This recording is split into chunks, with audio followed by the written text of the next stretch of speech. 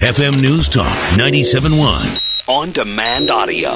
So over the past couple of years, we have seen a number of right-to-work battles in states all across the country as more and more states are joining the movement to give workers the choice of whether or not they want to join a union. That's all it's about. I mean, we're pro-choice people, right? You want the choice as to whether or not you want to have a portion of your earnings go towards a union and a union boss. And Michigan passed it. Wisconsin passed it.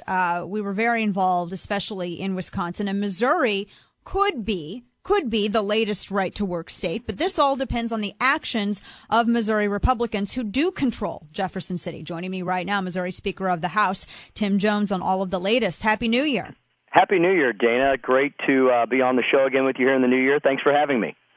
Of course. So I know that you are hoping to get this issue on the ballot. And this is something that we talked about last year. It seems so far away, just several months ago last year. This is something that you said that you really wanted to do before your term came to an end. What is the likelihood you think of this happening? Because this has to, there's a timetable that must be met. It depends on when this is basically brought out of the House and how quickly this can, basically just give me the rundown. What's the battle you anticipate on getting this done? Absolutely. Dana, we intend to move a bill to make Missouri the 25th state in the union that has the ultimate in worker freedom and choice. And your lead-in was exactly right. The other side of the aisle preaches at us constantly about people having choice. I say, why don't you allow people to have choice in one of the most important areas of their life, where they decide to work, how they decide to support their family. In this day and age, I do not understand why workers should be prohibited from making the choice as to whether or not they are forced to join a labor organization and how their union dues are spent. So we intend to move a bill in the House, and I believe based upon a number of the votes we took last year, we passed paycheck protection out of the House. We passed a prevailing wage reform bill out of the House, which is great for Missourians across the entire state. I believe we can pass a right-to-work bill, a worker freedom bill out of the House as well. The real battle, Dana, as you know, will be in our state Senate because every senator over there, all 34 of them, have the filibuster power. And unfortunately, there are some Republican senators that are friendly to the labor interests. I don't know why they don't want workers in Missouri to have more freedom and choice, because that will grow jobs here. It will grow the economy. As you mentioned, if the seat of the union stranglehold, Detroit, Michigan, if Michigan can go to right to work, worker freedom, why can't Missouri? We're going to be left behind quickly, Dana. We're going to be left behind while other states enjoy more growth and prosperity. Michigan, the stats are already coming out.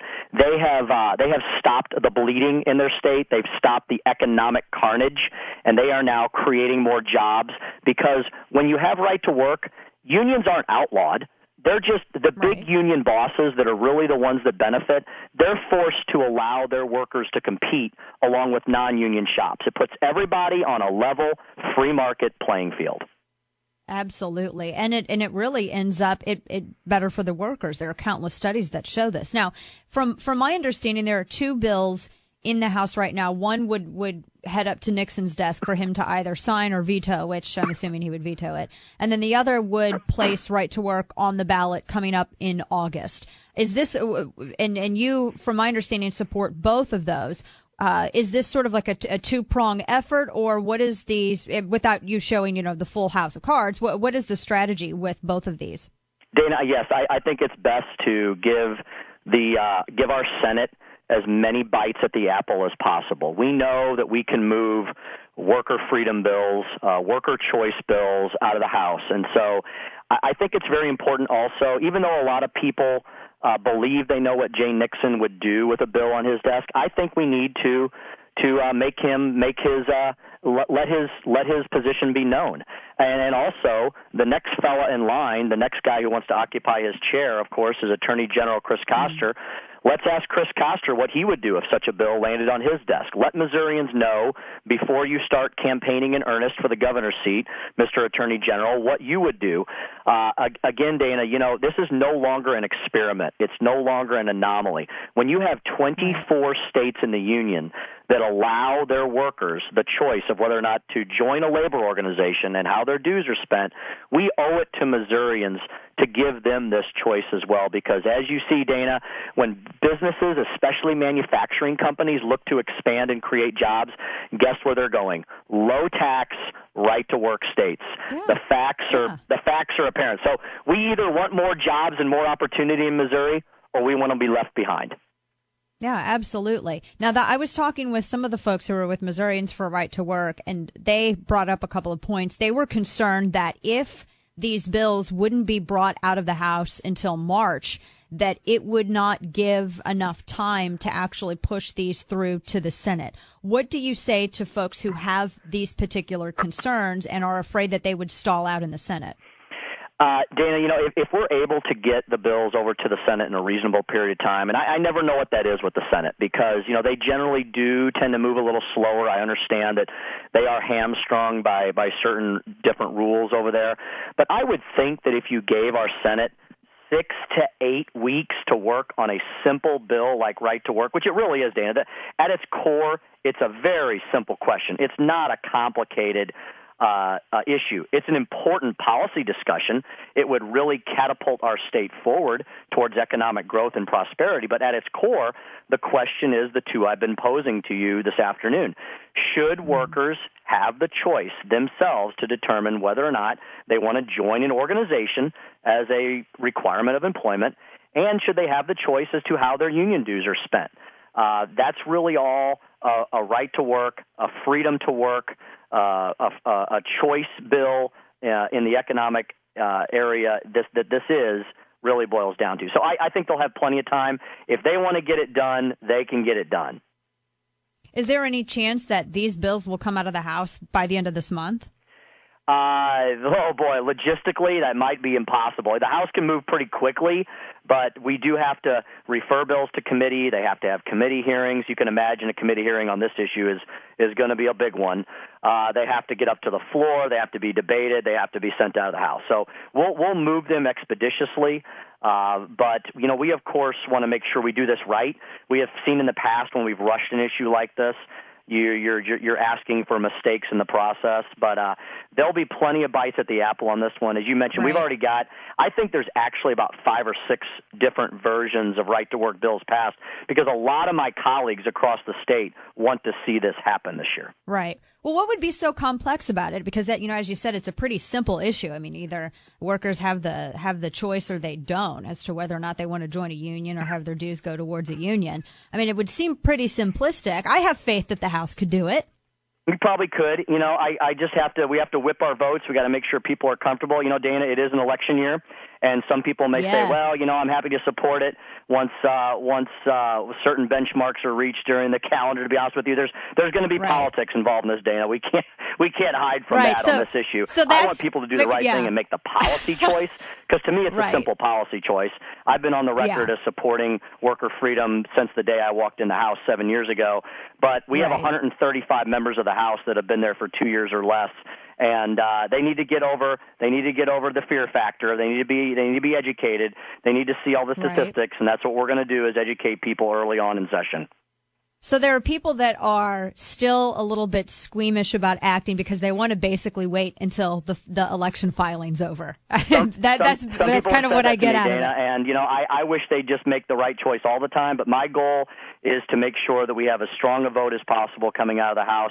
I don't care about the politics of it. I want to make the policy change, but I also know I have to have enough votes, and I don't want to do something that's going to prevent me from having enough votes.